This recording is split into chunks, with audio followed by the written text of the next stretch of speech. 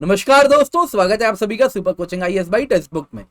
तो दोस्तों, आप लोगों ने ये तो न्यूज में सुना ही होगा, मैंने भी कवर किया था, Xiaomi के खिलाफ कैसे भारत सरकार ने जो एक्शन लिया है, किस प्रकार से उसके बहुत ज्यादा फंड सीज कर दिए गए हैं। तो ये न्यूज तो आप सबने सुना ही होगा। अब और ऐसी न्यूज आ रही है जिसके मुताबिक भारत सरकार ने ये जो की एग्जीक्यूटिव्स हैं चाइनीज कंपनीज के, उनके ऊपर पैनी नजर बना के रखी है।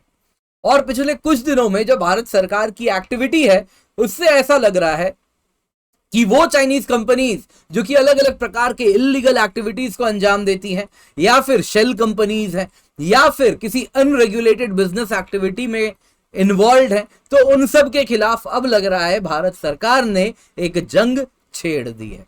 तो आइए आज के इस क्लास में इसी टॉपिक पर चर्चा करते हैं। आइए देखते हैं, न्यूज में आप देख सकते हैं काफी ज्यादा इसको कवर किया जा रहा है कि जो की एग्जीक्यूटिव हैं चाइनीज कंपनीज के, उनको पैनी नजर, उनके ऊपर पैनी नजर भारत सरकार की बनी हुई है। कैसे बनी है, आइए देखते हैं।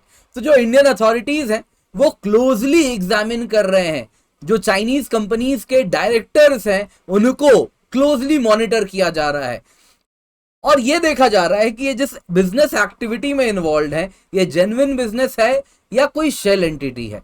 एंड ये जो प्रोब कैरी आउट कर रहे हैं, this is being done by the ministry of corporate affairs.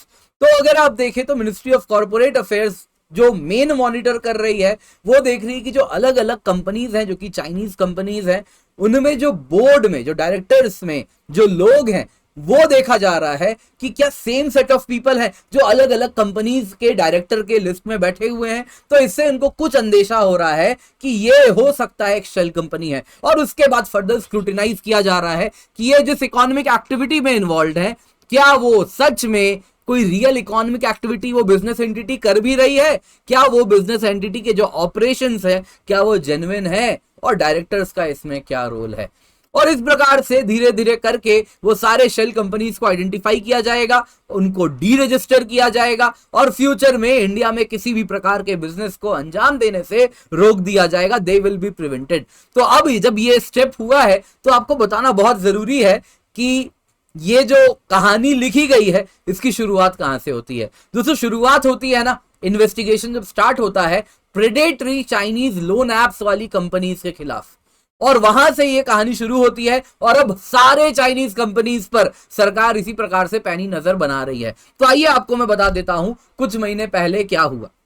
तो दोस्तों, यहां पर कहानी है, आप देख सकते हैं, ये न्यूज आप सुन सकते हैं, ये न्यूज देख रहे हैं। Chinese loan apps, ED freezes rupees 9.82 crore of predatory lending apps, second such action this month. तो इस प्रकार का काफी एक्टिविटी पिछले कुछ महीनों में हुआ है, जिसके अंतर्गत मिनिस्ट्री ऑफ कॉर्पोरेट अफेयर्स क्या कर रही है कि अलग अलग वो चाइनीज लोन एप्स जो कि प्रेडेटरी लेंडिंग करती है और जो कि किसी भी प्रकार के रेगुलेटर से बची हुई है, उन सब से किसी भी रेगुलेटरी ओवरसाइट के अंदर नहीं है, जो कि अनरेगुलेटेड है, उनको आइडेंटिफाई किया गया था और उनको भारत से निकाला गया था। तो गवर्नमेंट में ऐसा हुआ था दोस्तों, गवर्नमेंट इस प्रकार के एंटिटीज को इन्वेस्टिगेट की थी, और वो सारे लोग जो इस प्रकार के ऐप से जुड़े हुए हैं उनको भी आइडेंटिफाई करके कहीं ना कहीं मार्क कर लिया गया था। तो दोस्तों, अब आप सोचेंगे प्रेडेटरी लोन एप्स वाली कंपनीज क्या होती हैं। तो दोस्तों, यहाँ पे बहुत बड़ा लिस्ट है, यहाँ पे आपको मैं लिस्ट दे रहा हूँ। कॉनमेन नेटवर्क, मोबीक्रेट टेक्नोलॉजी, मैजिक डेटा टेक्नोलॉजी, बाइटू टेक्नोलॉजी, वैसे ही बहुत सारी कंपनी है। इसमें एक बहुत फेमस है HPZ। तो प्रेडेटरी लोन एप्स में क्या होता था दोस्तों कि अलग अलग प्रकार से आपके मेरे जैसे लोग इस कंपनी में, इस ऐप में पैसे डाल सकते थे, और ये पैसे जो डाले जाते थे दोस्तों आपके नॉर्मल बैंकिंग चैनल्स के द्वारा, वो किसी NBFC के थ्रू फाइनेंस होके उस ऐप पर पैसा लगता था। और इन पैसों के बदले आप अगर देखें तो जो पैसा लगाने वाला है, हो सकता है आप, हो सकता है मैं हूं, तो जो इन्वेस्टर है उसको सपना दिखाया जाता था कि आपको बहुत ज्यादा गेन मिलेगा इन्वेस्टमेंट के अगेंस्ट, क्योंकि हमें जो पैसे मिलेंगे, यानी इस चाइनीज ऐप को जो पैसे मिलेंगे, वो इन पैसों से बिटकॉइन माइन करेगा या अन्य कोई उभरती हुई क्रिप्टो करेंसी को माइन करेगा, और उसकी माइनिंग के लिए इंफ्रास्ट्रक्चर खरीदेगा, तो आपके बहुत ज्यादा रिटर्न्स आपको मिलेंगे। तो इस प्रकार के इकोनॉमिक एक्टिविटी को अंजाम दिया जा रहा था, जो कि क्लियरली किसी भी तरीके से रेगुलेटेड नहीं है, टोटली अनरेगुलेटेड था। और इस प्रकार से कहीं ना कहीं जो लोग हैं वो भी पैसे लगा रहे थे, और वो भी कौन हो रहे थे, वो भी ठगे जा रहे थे, उनके पैसे भी बहुत ज्यादा डूब रहे थे। तो सरकार ने यहां से इन लोन ऐप्स का धीरे धीरे सफाया करना शुरू किया। और अब जब सफाया लोन ऐप्स का हो चुका है, तब अब कह रहे हैं कि जितने भी चाइनीज कंपनीज हैं जो कि भारत में काम कर रहे हैं, उनके जो की एग्जीक्यूटिव्स हैं उन पर अब पैनी नजर बनी रहेगी। कुछ दिन पहले एमआई के खिलाफ, आपको मालूम होगा, इंडिया ने $725 मिलियन का एमआई का जो अकाउंट था वो सीज कर लिया था, क्योंकि उसने इलीगल तरीके से रेमिटेंसेस वापस चाइना और अन्य देशों में भेजे थे।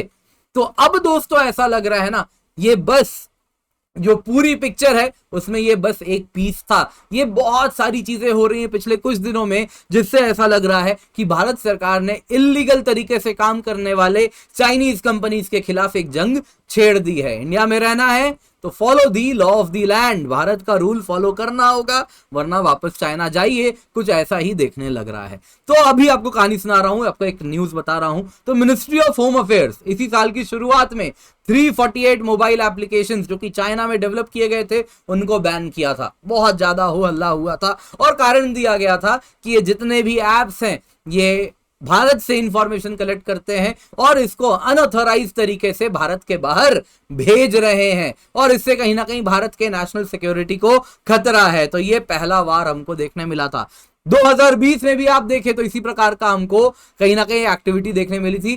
कोविड का टाइम था और एफडीआई पॉलिसी में भारत ने अमेंडमेंट किया था, जिसके अंतर्गत वो सारे देश जो कि भारत से जिनका लैंड बॉर्डर लगता है, जिसमें चाइना भी इंक्लूडेड है, पाकिस्तान भी इंक्लूडेड है, तो वहां से यदि भारत में एफडीआई आ रहा है तो उसमें गवर्नमेंट का नोट जरूरी है, गवर्नमेंट की मंजूरी जरूरी है, तभी एफडीआई आ सकता है। ऑटोमेटिक रूट में एफडीआई नहीं आएगा। ये अप्रैल 2020 की बात है।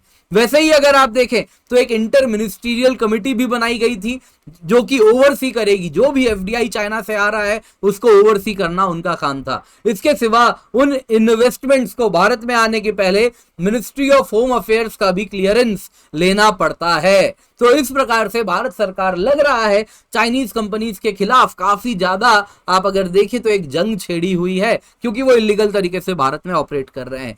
यही कहानी आपको और भी देखने मिली कि जितना भी पब्लिक प्रोक्योरमेंट कॉन्ट्रैक्ट आ रहा था उसमें साफ साफ कह दिया गया था कि चाइनीज कंपनीज को अगर अप्लाई करना है तो कुछ काफी स्ट्रिक्ट रेगुलेशंस थे उनके ऊपर, जो कि कहीं ना कहीं उनको अप्लाई करने से भी कहीं ना कहीं रोक रहा था। ओपनली वो अप्लाई भी नहीं कर सकते थे, यानी काफी ज्यादा रेगुलेटेड तरीके से उनको अप्लाई करना अलाउड था।